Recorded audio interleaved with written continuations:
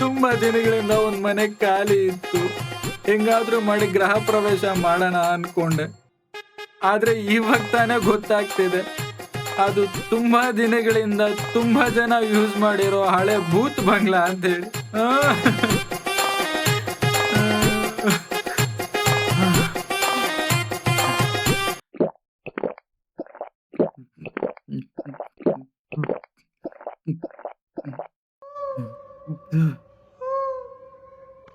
ನನ್ನ ಏನ್ ಮುಟ್ಟಾಳಂತ ತಿಳ್ಕೊಂಡವಳ? ನಾನು ಯಾರಂತ ನಾಳೆ ಬೆಳಗ್ಗೆ ಗೊತ್ತಾಗುತ್ತೆ.